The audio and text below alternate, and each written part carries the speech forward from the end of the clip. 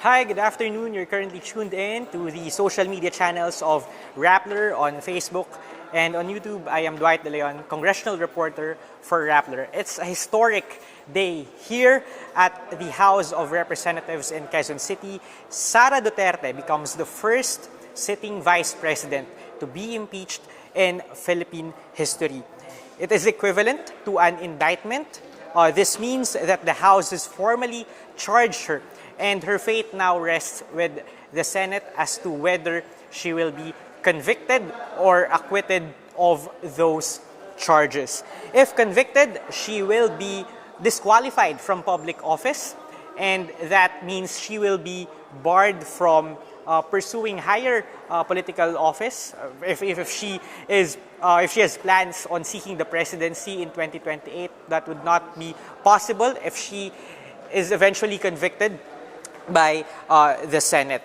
Only 1/3 of the 306 member House of Representatives are required to or is needed to impeach the Vice President. But the House leadership actually garnered or was able to garner 215 signatures, which was more than 2/3 of the entire chamber. The impeachment came 2 months after 3 separate impeachment complaints were filed here at the House of Representatives by various groups. The first impeachment complaint was filed by the group fronted by former Senator Laila de Lima. Then there's the second impeachment complaint filed by left-leaning groups and endorsed by the Makabayan Bloc.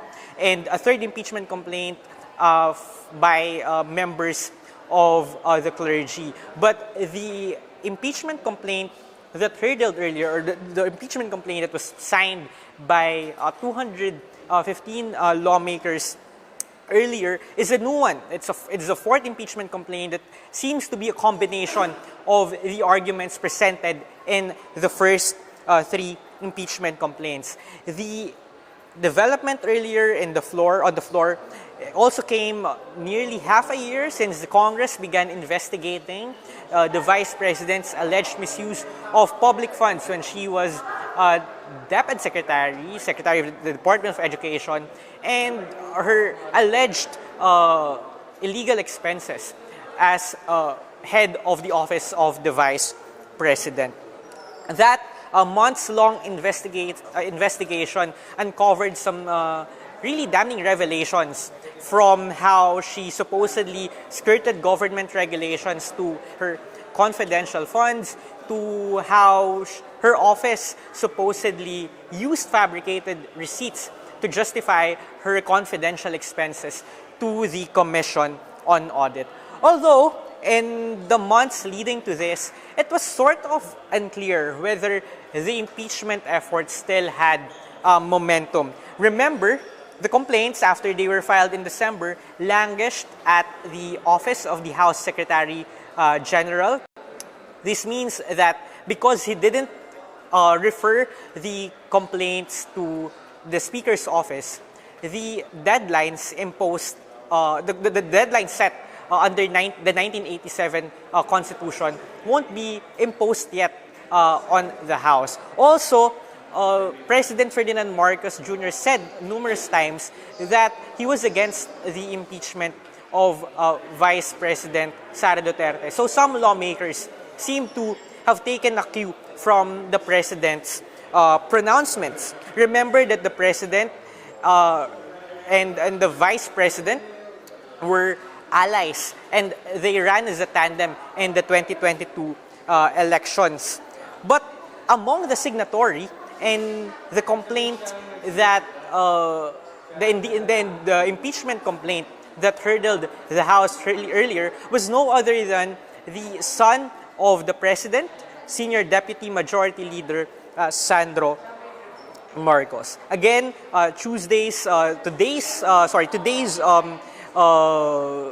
impeachment is equivalent to an indictment, and it's another record low to the political saga between the two families who roller skated their way to the alliance. Congresswoman Gloria Macapagal Arroyo was ousted from the deputy speakership here at the House of Representatives.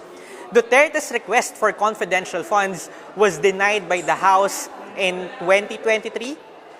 Then Marcos once said it was eyeing the return of the Philippines, or it was considering the return of the Philippines in the International Criminal Court, which is investigating the bloody war on drugs of Sara Duterte's father, former President Rodrigo Duterte. Then there was also the time when Rodrigo Duterte and President Marcos were accusing each other of drug use. It was a messy word war between the two of them.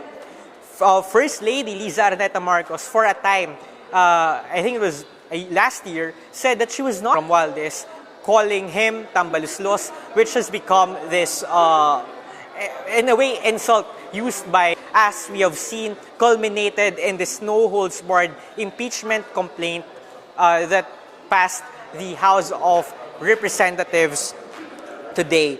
When the complaint held Duterte accountable for violating the Constitution, the complaint actually referred to Duterte's alleged plot to assassinate President Marcos, First Lady Liza Marcos, and Speaker Martin Romualdez, as well as her role in the alleged destabilization of and sedition and insurrection, alleged sedition and insurrection government, when she skipped the State of the Nation address of President Marcos last year, when she defended doomsday preacher Apollo Kibuloy, when she supposedly obstructed congressional probes by supposedly telling her staff not to comply with House subpoenas to the Commission on Audit.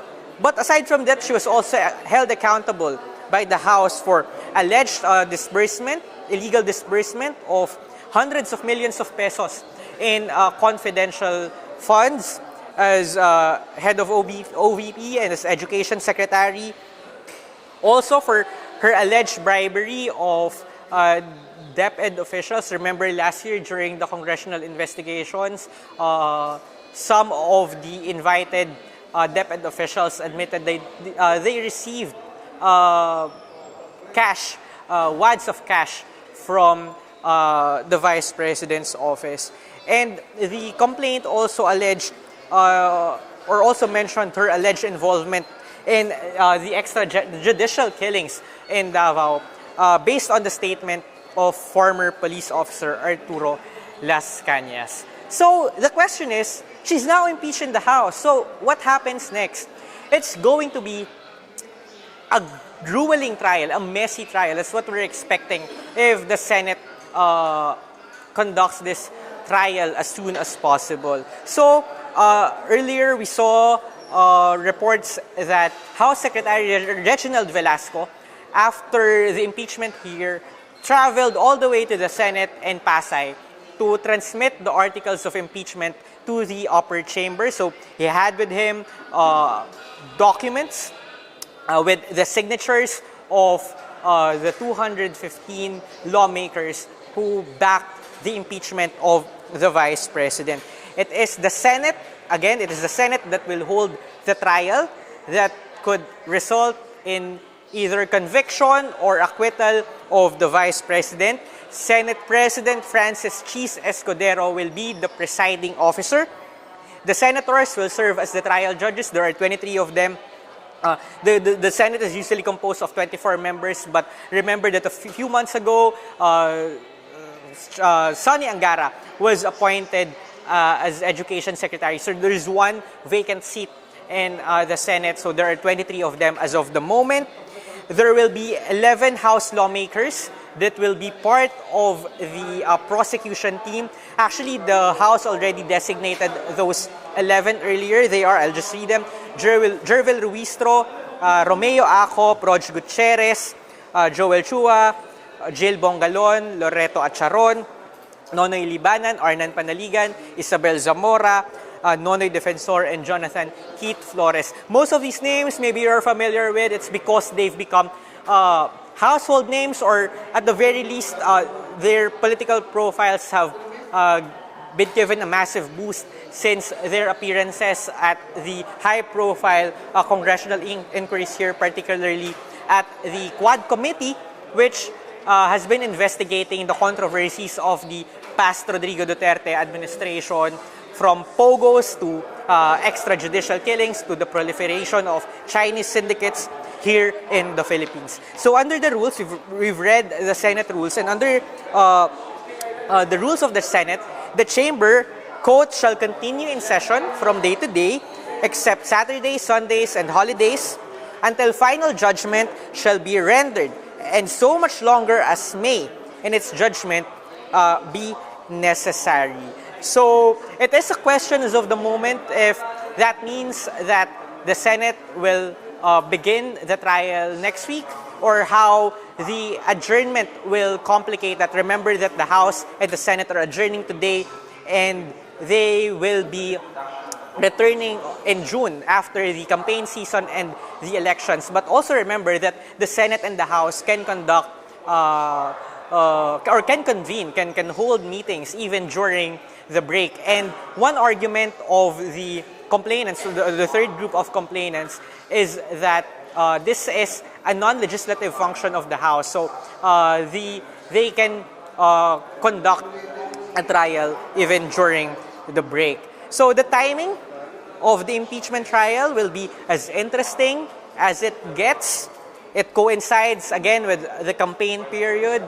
And when you think about that, you also have to think about the lawmakers or the senators who will be part of that trial, who will be considered the trial judges. You have 4 senators who are mounting their re-election bids. They are Pia Cayetano and Francis Tolentino of the administration. You also have Bong Revilla. Then you also have Bongo and Bato de la Rosa. So at least 5 of them. So they will all be vying for re-election. And then we also know of other senators who may have political ambitions or ambitions for higher office in 2028. Remember that the Senate is a breeding ground for politicians who are seeking the presidency. So these politicians will have to weigh the pros and cons of upsetting the Duterte base. And this will be a complicated, a fragile matter, especially for our re-electionist senators. But remember that you only need 2/3 of the Senate to convict Duterte in order to remove her from office. That is, if you compute it, that's around 16 to 17, if I'm not mistaken. This gives Sara Duterte some kind of wiggle room because she only needs to convince a handful of senators not to convict her, because a conviction carries a lot of penalties with it, particularly disqualification from public office. This is a monumental day in Philippine history.